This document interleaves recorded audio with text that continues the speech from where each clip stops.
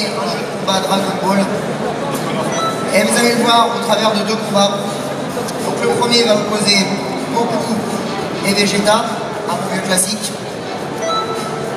Et on va faire ça donc, dans la vallée où précisément ces deux personnages se sont affrontés lors de la saga des Saiyans. Et je vous laisse admirer à quoi ça ressemble.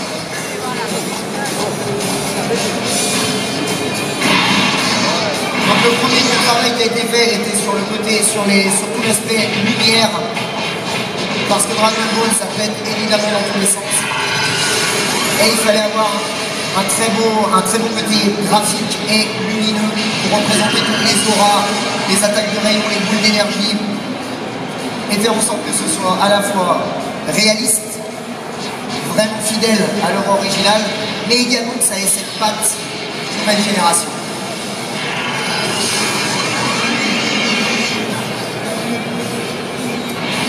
Comme vous le voyez, l'écran, même quand vous jouez à deux, n'est plus partagé. Cette façon de jouer qui avait déjà été un peu vue, qui avait été inventée par Naruto par exemple, par les jeux Naruto Storm, a été désormais appliquée sur ce jeu-là, pour faire en sorte que vous n'ayez plus besoin d'être séparés, vous pouvez désormais jouer à deux sur la même console. Et du coup tu vois que le player 1, c'était... la caméra interagit par rapport au player 1, c'est pas terrible ça. Et à tour de rôle, vous allez être le personnage qui est devant ou le personnage qui est derrière. Et ça ne gêne en aucun cas votre façon de jouer.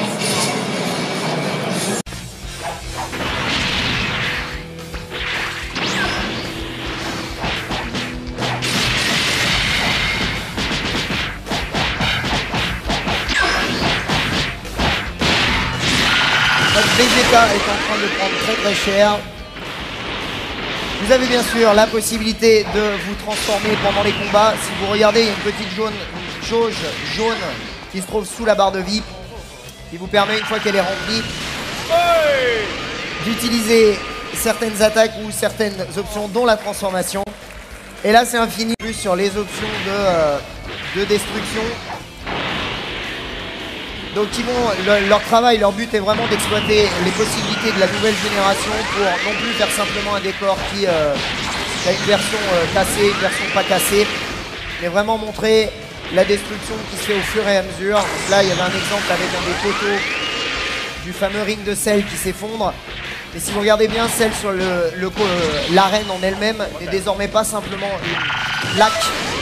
Elle est composée de multiples éléments qui, lorsque vous frappez ou lorsque vous êtes projeté à terre ou lorsque vous faites une super attaque, vont voler dans tous les sens et se dégrader au fur et à mesure.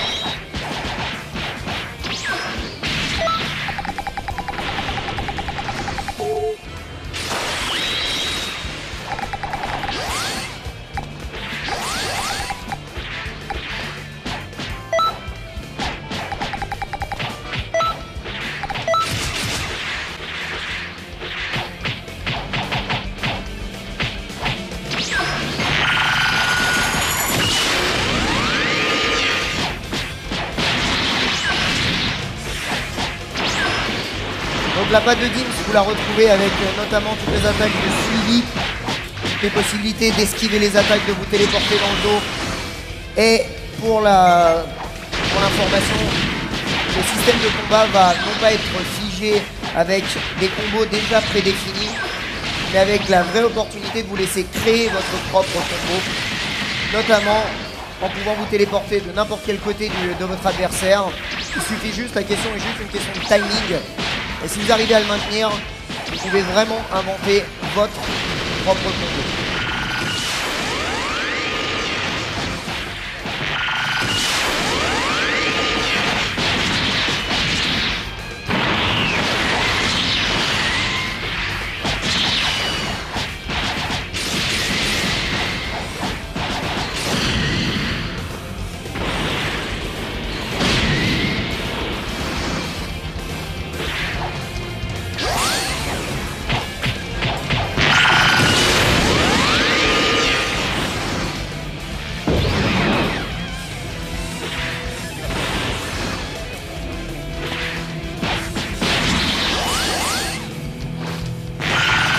Évidemment.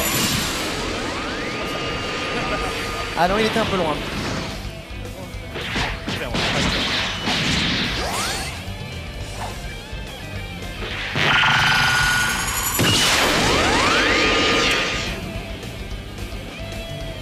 Ok, conclusion de cette démo donc pour la première fois. Donc vous avez vu à quoi